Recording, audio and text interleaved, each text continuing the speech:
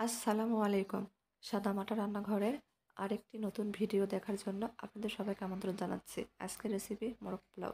একেবারে ভাত রান্নার মতো সহজ করে এই মোরগ পোলাও রান্না করে দেখাবো। সেজন্য এখানে আমি 2টা সোনালী মুরগি নিয়েছি। এখন এই মুরগির মধ্যে 1 কাপ টক দই দিয়ে দিলাম। 1 চামচ গুঁড়ামরিচ দিয়ে দিব, স্বাদ মতো লবণ, 1/2 চামচ হলুদ, 1/2 চামচ ধনিয়া গুঁড়া, 1/2 চামচ জিরা গুঁড়া দিয়ে দিব। এখানে একটা বাটিতে কিছুটা কাঠবাদাম আর কাঁচামরিচ ফালি নিয়ে নিয়েছি ব্লেন্ড করার জন্য। এখন মুরগিটা মশলার সাথে ভালোভাবে মেখে নেব। মাখানো হয়ে গেলে আধা ঘন্টা রেস্ট রেখে দেবো। আধা ঘন্টা পর চুলার উপর কড়াই বসে দিয়েছি। কড়াই গরম হয়ে গেছে, পরিমাণ মতো তেল দিয়ে দিলাম। তেল গরম হয়ে গেছে, পেঁয়াজ কুচি দিয়ে দিব, গরম মশলা দিয়ে দিব, কয়েকটা কাঁচামরিচ ফালি দিয়ে দিব। পেঁয়াজটা নাড়াচাড়া ভেজে নেব। এই মোরগ পোলাও আমি কাঁচামরিচ ফালি, কাঁচামরিচ বাটা দুটাই ব্যবহার করব।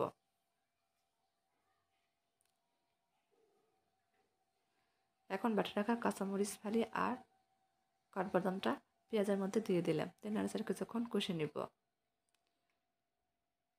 মশলা ধোয়া একটু পানি দিয়ে দিলাম মশলা ভাবে কষানোর জন্য। এবার আদা রসুন বাটা দিয়ে দেবো 1.5 টেবিল চামচ। দিয়ে কিছুক্ষণ নাড়াচাড়া ভেজে নেব।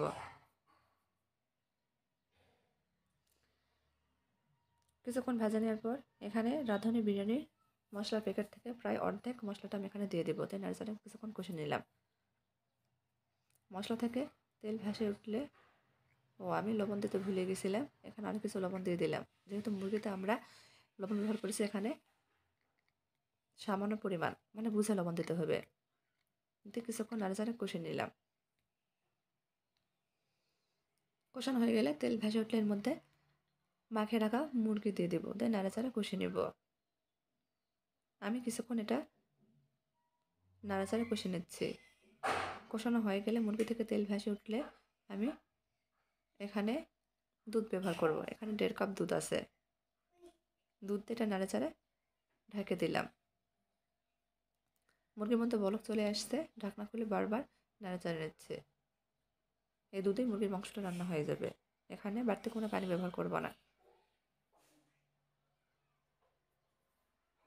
দেখেন মুরগি থেকে তেল ভেসে উঠেছে।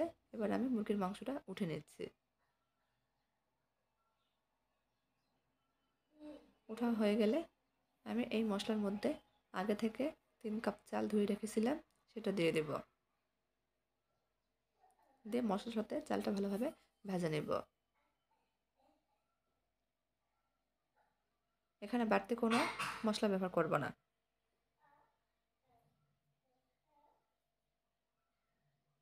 শুধু কয়েকটা কাঁচামরিচ ফেলে দিয়ে দিব। চালটা ভালোভাবে ভেজে নেব।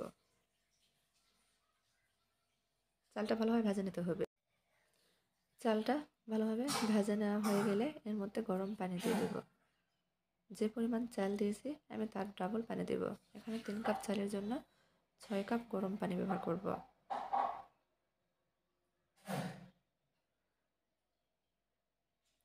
পানির সাথে চালটা একটু নাড়াচাড়া মিশিয়ে নিচ্ছি। রান্না করে নেওয়া মুরগির মাংস দিয়ে দেব। কয়েকটা আলু বোখরা দিয়ে দেব। আবার কিছুক্ষণ নাড়াচাড়া মিশিয়ে নিচ্ছি। মিশানো হয়ে গেলে ঢাকনা দিয়ে ঢেকে দেব। আর ঢাকনা খুলে বারবার নাড়াচাড়া দেব। এর মধ্যে পোলার মধ্যে বলক চলে আসছে। আমি এই পোলাওয়ের পানিটা শুকিয়ে আসা পর্যন্ত রান্না করে নেব।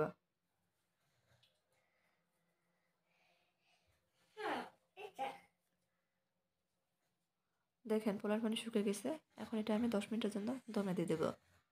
এখানে আমি কিছুটা পেঁয়াজ বেরেস্তা দিয়ে দিলাম, 1 চামচ ঘি দিয়ে দিব, আর 2 চামচ মতো কেওড়া জল দিয়ে দেব। আমার এই সাদামাটা ঘরোয়া রান্না বান্না যদি আপনাদের একটু ভালো লেগে থাকে, দয়া করে আমার চ্যানেলটা সাবস্ক্রাইব করে দিবেন, লাইক কমেন্ট শেয়ার করে দিবেন। ঢাকনাতে ঢেকে দেব। ঢাকনার যে ফুটা আছে সেটা লং দিয়ে বন্ধ করে দেব। 10 মিনিট পর দেখেন পোলাওটা কত সুন্দর ঝরঝরে হয়ে গেছে। অনেকেই আমার ভিডিও দেখেন কিন্তু লাইক করেন না। দয়া করে একটা করে লাইক দিয়ে যাবেন।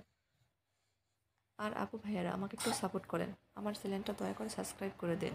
এরকম চলতে থাকলে আমার আর ভিডিও করা হবে না। পরিবেশন করে দেখাচ্ছে, দেখেন মাশাআল্লাহ কত সুন্দর হয়েছে। আজকের মতো এই পর্যন্তই। সবাই ভালো থাকবেন। আবার দেখা হবে ইনশাল্লাহ। আল্লাহ হাফেজ।